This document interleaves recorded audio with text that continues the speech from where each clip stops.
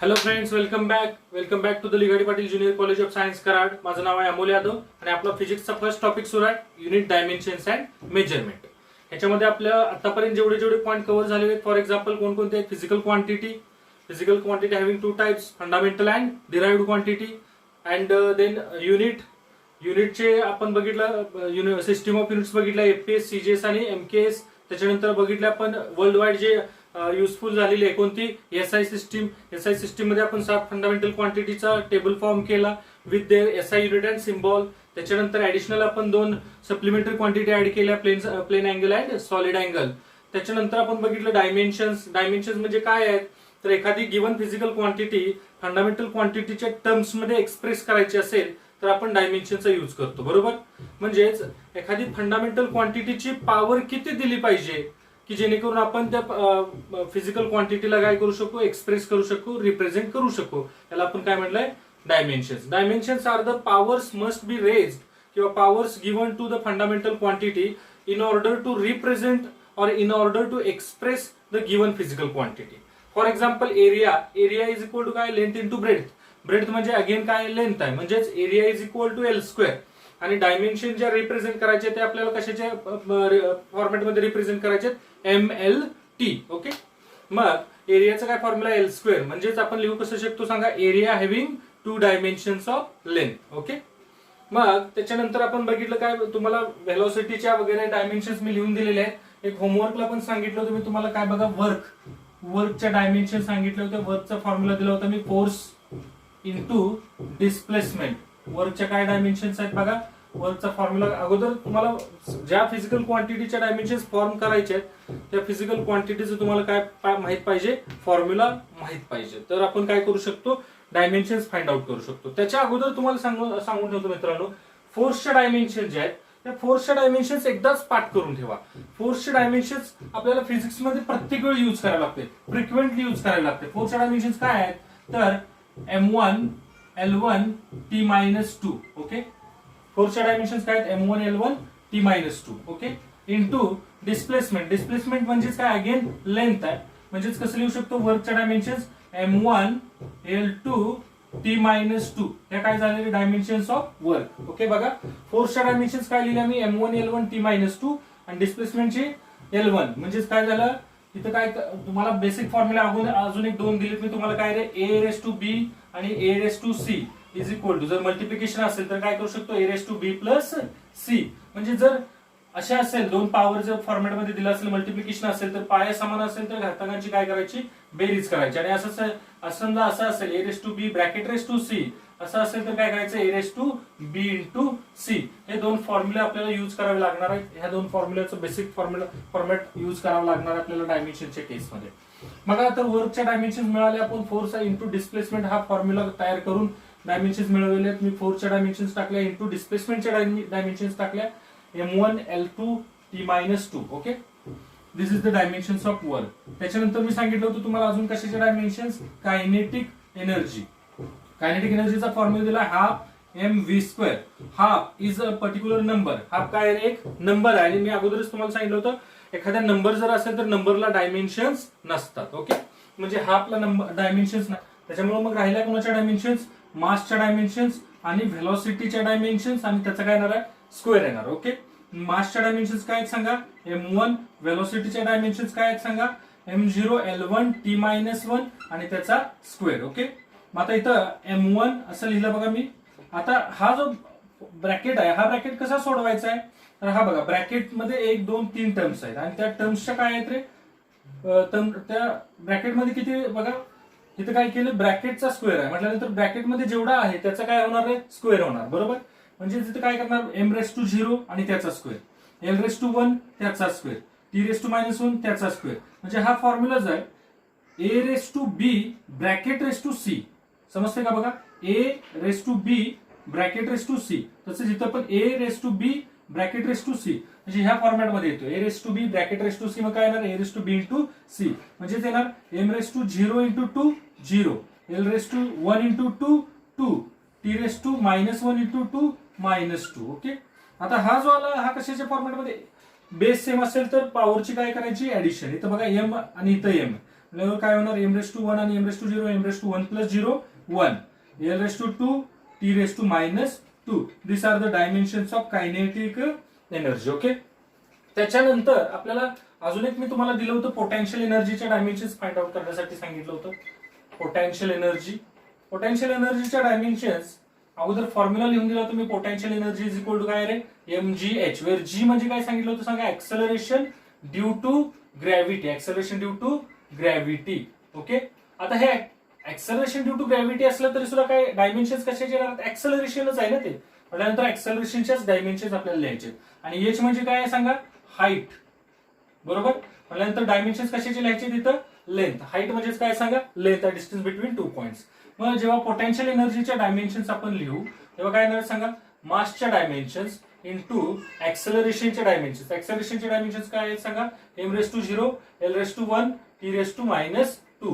मी तुम्हाला बरेच वेळा सांगितलंय एक 2-3च फिजिकल क्वांटिटी आहेत ज्याच्या आपल्याला फ्रिक्वेंटली डायमेन्शन्स यूज करावे लागतात. फोर्स, व्हेलॉसिटी आणि ऍक्सेलरेशन अशा.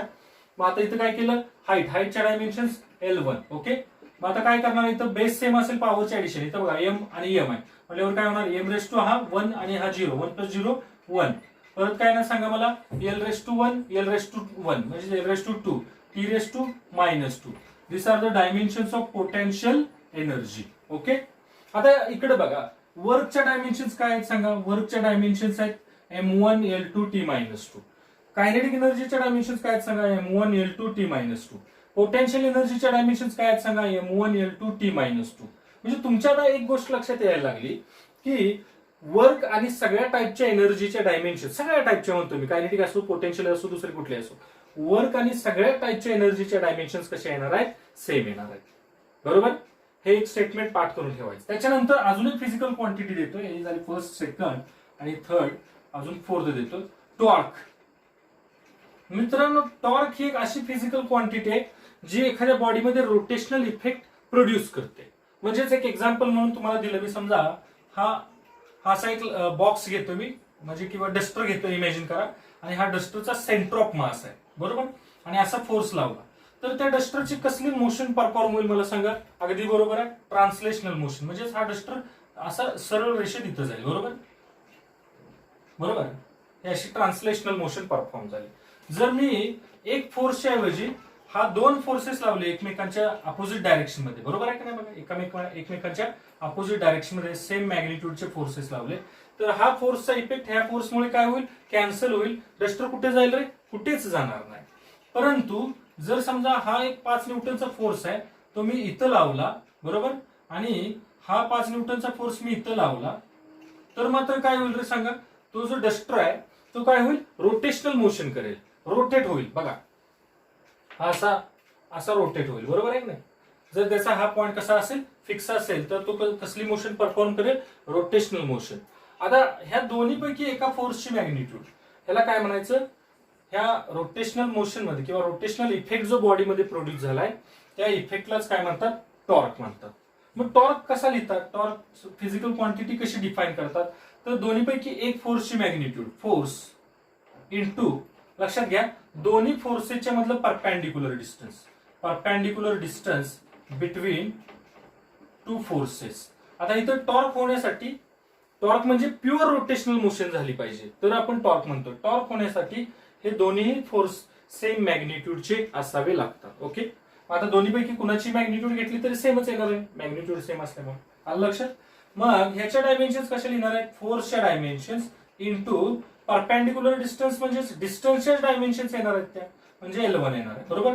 मग फोर्सच्या डायमेन्शन्स काय आहेत सांगा. मी तुम्हाला अगोदर सांगितलं m1 l1 t minus 2. Okay. इथं लिहिलं बघा m1 l1 t मायनस 2 ह्या फोर्सच्या डायमेन्शन्स आणि ह्या L1. ओके. आता काय करणार फॉर्म्युला कुठला लावणार बेस सेम असेल तर पॉवरचे addition m raise to 1. m कुठे दुसरीकडे आहे का नाही m रेस टू 1 झाला. l रेस टू 1 आहे आणि इथं l रेस टू 1 आहे 1 plus 1 2 t raise to minus 2. ह्या झाल्या डायमेन्शन्स कशाच्या टॉर्कच्या ज्याचा सिम्बॉल आपण काय म्हणतो टाऊ.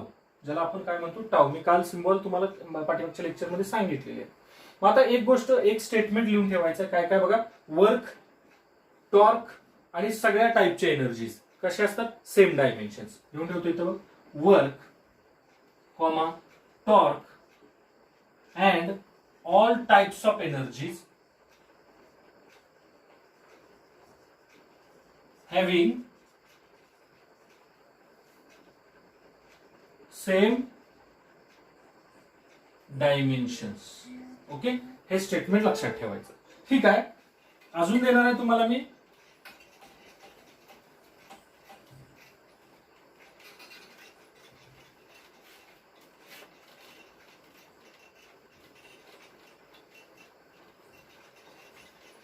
लक्षात आलंय. डायमेन्शन्स म्हणजे काय आहे, कोणकोणत्या फिजिकल क्वांटिटीच्या डायमेन्शन्स सेम असतात. ओके, आता अजून देतोय पुढची फिजिकल क्वांटिटी तुम्हाला पॉवर, किंवा अगोदर मोमेंटम घेऊया.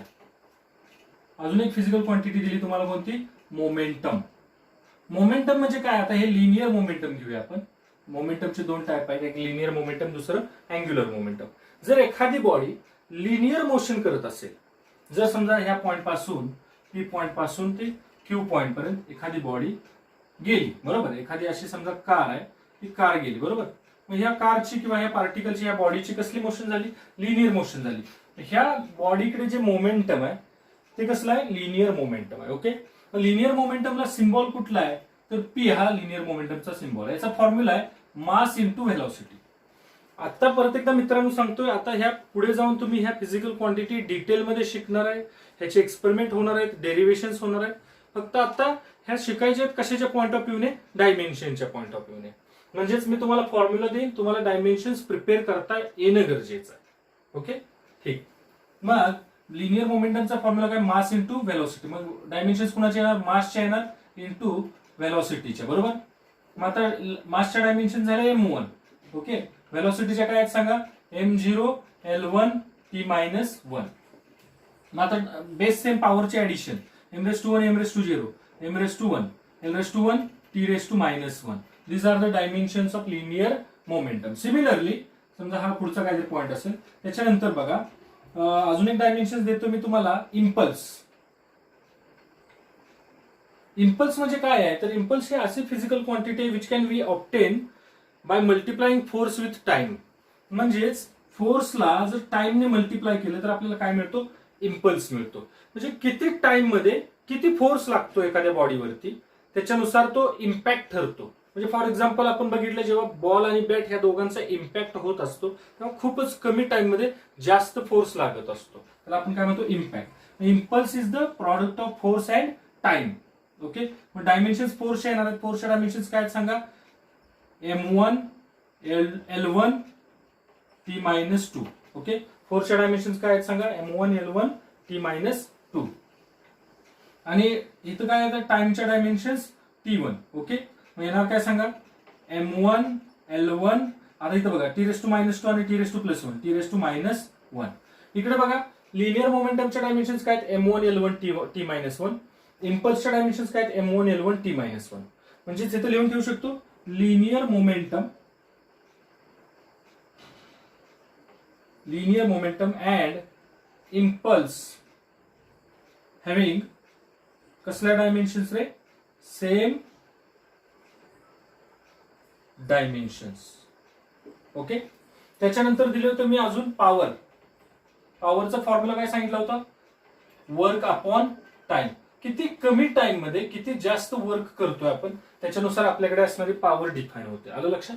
मग वर्कचा काय डायमेन्शन्स लिहिणार आहेत, वर्कचे आपण डायमेन्शन्स तयार केलेले आहेत. काय तरी सांगा, m1 l2 t-2. ओके, त्याच्यानंतर टाइमच्या डायमेन्शन्स काय आहेत, t1. ओके, मग काय येणार सांगा, m1 l2 t-2. आणि हा जो t⁻1 आहे तो वरती घेतला की काय होणार, t⁻⁻1. मी तुम्हाला अगोदर सांगितलं, डिनॉमिनेटर मधून न्यूमरेटर किंवा न्यूमरेटर मधून डिनॉमिनेटर मध्ये नेला की पॉवरचं साइन काय होतं, चेंज होतं. ओके, मग आता काय येणार सांगा, m⁻⁴ l⁻² आणि t⁻⁻2 आणि हा -1. बेस सेम असेल तर पॉवरचे addition -3. Okay, these are the dimensions of power. समजतंय. ठीक आहे, आता तुम्हाला मी काय करणार आहे, तर अजून तुम्हाला फिजिकल क्वांटिटी देणार आहे, नवीन फिजिकल क्वांटिटी देणार आहे, त्याचे फॉर्म्युले देणार आहे. तुम्ही डायमेन्शन्स प्रिपेअर करायला शिकायचं आहे. मग अजून एकदा सांगतोय, बऱ्याचशा अशा फिजिकल क्वांटिटी आहेत की ज्या नंतरच्या टॉपिकमध्ये तुम्हाला स्टडी करायचे आहेत, एक्सप्रेस करायचे आहेत, डिराईव्ह करायचे आहेत. परंतु आत्ताच मी ते तुम्हाला फिजिकल क्वांटिटी त्यांचे फॉर्म्युले देतोय. की जेणेकरून तुम्हाला डायमेन्शन्स प्रिपेअर करता याव्यात. समजते. आपला मोटो काय आहे या लेक्चरमध्ये, फक्त डायमेन्शन्स तयार करता आले पाहिजेत. म्हणजे तुम्ही फक्त काय करायचं, फॉर्म्युला बघायचंय आणि त्याच्यावरून डायमेन्शन्स तयार करायचे. ओके, समजते सगळ्यांना. आता आपण अजून ऍडिशनल डायमेन्शन्स बघायचे आहेत, त्या अँग्युलर क्वांटिटीच्या डायमेन्शन्स बघायचे आहेत. आता आपण बघितलं लिनियर व्हेलॉसिटी, लिनियर ऍक्सेलरेशन. म्हणजे जर एखादी बॉडी लिनियर मोशन करत असेल अलॉंग द स्ट्रेट लाईन, तर तिच्याकडे व्हेलॉसिटी असलेली कसली, linear velocity, linear acceleration, linear displacement. Okay. मग आता जर समजा एखादी बॉडी सर्क्युलर मोशन किंवा रोटेशनल मोशन परफॉर्म करत असेल, तर पार्टिकलकडे जी व्हेलॉसिटी असते किंवा ज्या क्वांटिटीज असतात त्यांना आपण अँग्युलर क्वांटिटी म्हणतो. Dimensions of some angular quantities.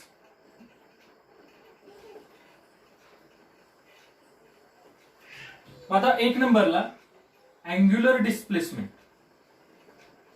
Angular displacement ह्याचा सिम्बॉल आहे थीटा. ओके. अँग्युलर डिस्प्लेसमेंट म्हणजे काय आहे, समजा एखादा पार्टिकल आहे सर्क्युलर मोशन परफॉर्म करतोय. फॉर एक्झाम्पल असं कन्सिडर करूया की सर्क्युलर रिंग आहे, त्या सर्क्युलर रिंगचा हा सेंटर आहे आणि ही रेडियस आहे. ओके. मग ह्या पॉइंटला समजा ए पॉइंटला एक मुंगी उभा आहे, मुंगी. ओके. आणि समजा एकदम छोट्या टाइम मध्ये किंवा स्मॉलेस्ट टाइम मध्ये ए पासून समजा मुंगी अशी फिरत गोल गोल गोल गोल फिरते, म्हणजेच कसली मोशन परफॉर्म करते, सर्क्युलर मोशन. डेफिनेशन काय सर्क्युलर मोशनची, the motion of particle along the circumference of circle. मग समजा ए पॉइंट पासून एकदम स्मॉल टाइम मिळाला मुंगीला, एकदम खूपच कमी टाइम मिळाला, जास्त काय टाइम आपण दिला नाही तिला, तर ए पासून ती मुंगी इथं पोहोचली बी पॉइंट पर्यंत. बरोबर. मग ए पासून ते बी पॉइंट पर्यंत किती आर्क किंवा किती लेंथचा आर्क तिने कव्हर केला, त्याला आपण काय म्हणणार, आर्क ए बी. ओके. बर. आता रेडियस अशी होईल इथं पोहोचल्यानंतर. मग हा जो अँगल आहे ह्या आर्कने डिराईव्ह केलेला किंवा आर्कने डिस्क्राईब केलेला, त्याला आपण काय म्हणतो, अँग्युलर डिस्प्लेसमेंट. आणि अँग्युलर डिस्प्लेसमेंटची डेफिनेशन काय आहे, तर length of arc upon radius. काय सांगा, length of arc upon radius. Arc upon radius. आता मला सांगा लेंथ आहे म्हटल्यानंतर डायमेन्शन्स काय येणार आहेत, L1. त्याच्यानंतर इथं सुद्धा रेडियस हे सुद्धा काय आहे सांगा, लेंथच आहे म्हटल्यावर डायमेन्शन्स काय येणार, L1. हे एकमेकांना काय होईल, कॅन्सल. मग डायमेन्शन्स काय येणार सांगा, M0. M नाहीच आहे, L होता तो पण कॅन्सल झाला, 0. T 0. म्हणजेच अँग्युलर डिस्प्लेसमेंट ही कसली क्वांटिटी आहे सांगा, डायमेन्शन्स लेस क्वांटिटी आहे.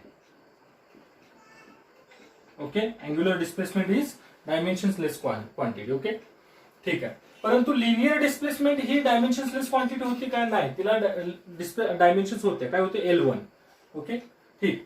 त्याच्यानंतर पुढे बघा, अँग्युलर डिस्प्लेसमेंट झाली अँग्युलर व्हेलॉसिटी. अँग्युलर व्हेलॉसिटी म्हणजे काय आहे, तर angular displacement upon time. Linear velocity म्हणजे काय, linear displacement upon time. Angular velocity म्हणजे काय येणार आहे, ज्याला आपण सिम्बॉल वापरतो omega, angular displacement upon time. Okay. मग आता मला सांगा अँग्युलर डिस्प्लेसमेंट ही कसले, डायमेन्शन्स लेस क्वांटिटी आहे. बरोबर. मग तिथं काय येणार सांगा, M0 L0 T0 upon टाइमच्या dimensions काय आहेत, T1. बरोबर. T1 वरती घेतला, काय येणार डायमेन्शन सांगा, M0 L0 T-1. These are the dimensions of angular displacement. Okay. त्याच्यानंतर ऍक्सेलरेशन म्हणजे काय रे, change in velocity upon time. Linear acceleration, change in linear velocity upon time. मग अँग्युलर ऍक्सेलरेशन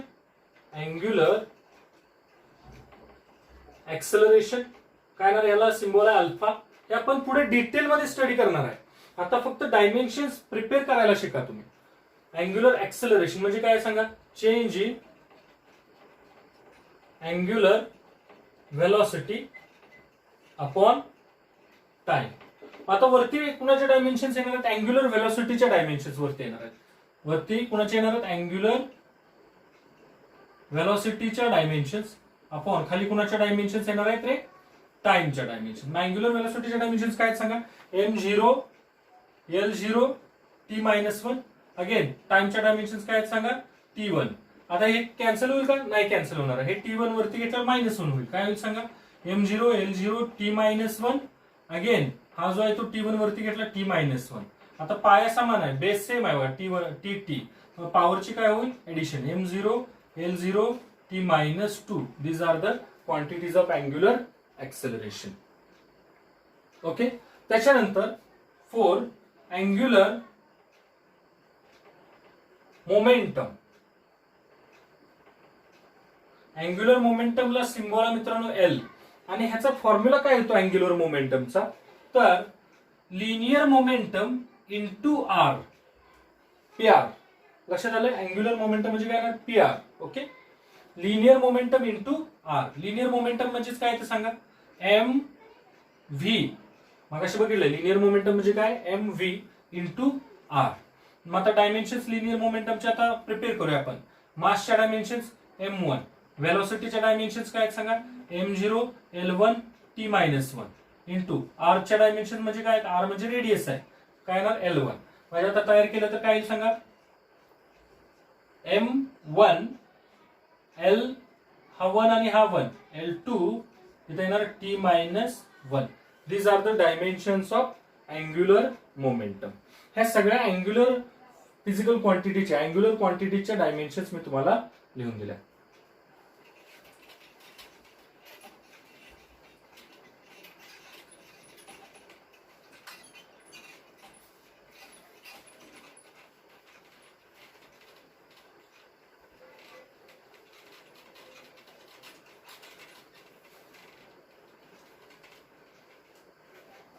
आता डायमेन्शन्स आपल्याला बघायचे सम फिजिकल कॉन्स्टंटच्या. Dimensions of some physical constants. पुढे जाऊन आपल्याला ह्या 11th आणि 12th मध्ये एक टॉपिक बघायचा, ग्रॅव्हिटेशन. ग्रॅव्हिटेशन तुम्हाला ह्याच्या अगोदर सुद्धा कन्सेप्ट झालेली आहे. काय रे ग्रॅव्हिटेशन, म्हणजेच ग्रॅव्हिटेशनल हा एक फोर्स ऑफ अट्रॅक्शन आहे बिटवीन टू बॉडीज. समजा ही एक बॉडी जिचं मास आहे समजा m1, एक दुसरी बॉडी आहे हिचं मास आहे m2, आणि या दोन बॉडींच्या सेंटर टू सेंटर डिस्टन्स समजा r आहे. किती आहे, r आहे.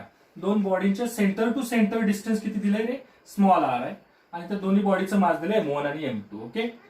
तर ह्या दोन्ही बॉडींच्या मध्ये कसला फोर्स असतो, प्रेमाचा फोर्स असतो. प्रेमाचा म्हणजे फोर्स ऑफ अट्रॅक्शन असतो. अकॉर्डिंग टू न्यूटन, न्यूटनने काय सांगितलं, तर दोन बॉडींच्या मध्ये कसला फोर्स असतो, फोर्स ऑफ अट्रॅक्शन. त्यालाच आपण कसला फोर्स म्हणतो, ग्रॅव्हिटेशनल फोर्स ऑफ अट्रॅक्शन. आणि हा जो फोर्स आहे तो कसा प्रोपोर्शनल असतो सांगा, ह्या बॉडीचा मास m1 आणि इंटू ह्या बॉडीचा मास m2. ह्या दोन्ही बॉडीच्या मासेच्या प्रॉडक्टला डायरेक्टली प्रोपोर्शनल, आणि त्या दोन्ही बॉडीच्या मधलं जे डिस्टन्स आहे सेंटर टू सेंटर, त्या डिस्टन्सच्या स्क्वेअरला इनव्हर्सली प्रोपोर्शनल. ओके. हे आपण पुढे जाऊन डिटेलमध्ये शिकणार आहे. फक्त आता तुम्ही कोणता फिजिकल कॉन्स्टंट इथं डेव्हलप होतोय तो बघायचा आहे. मग एफ इज इक्वल टू एक कॉन्स्टंट घेतो आपण, माहिती आहे प्रोपोर्शनल साइन काढून एक कॉन्स्टंट घेतो. एक जी कॉन्स्टंट घेतला गेला, m1 m2 आपण काय आलं r स्क्वेअर. वेर जी जो आहे त्याला कसला म्हणतात, युनिव्हर्सल ग्रॅव्हिटेशनल कॉन्स्टंट. ओके. मग आता ह्या युनिव्हर्सल ग्रॅव्हिटेशनल कॉन्स्टंटचा युनिव्हर्सल का म्हणायचं हे पुढे आपण डिटेलमध्ये बघणार आहे. त्याची व्हॅल्यू कुठेही पूर्ण युनिव्हर्स मध्ये चेंज होत नाही, म्हणून आपण त्याला कसला युनिव्हर्सल ग्रॅव्हिटेशनल कॉन्स्टंट म्हणतो. मग ह्या जी च्या डायमेन्शन्स तयार करायचा आजचा होमवर्क तुम्हाला दिला आहे. Prepare dimensions of G. Okay, समजलं. मग आता त्याच्यासाठी तुम्ही काय कराल सांगतो. अगोदर जी चा फॉर्म्युला तयार कराल. जी इज इक्वल टू ह्याच्यावरून जी इज इक्वल टू काय ना सांगा, F R square divided by m1 m2. ह्याच्यावरून तुम्ही जी च्या डायमेन्शन्स मला फॉर्म करून दाखवायच्या आहेत. ओके.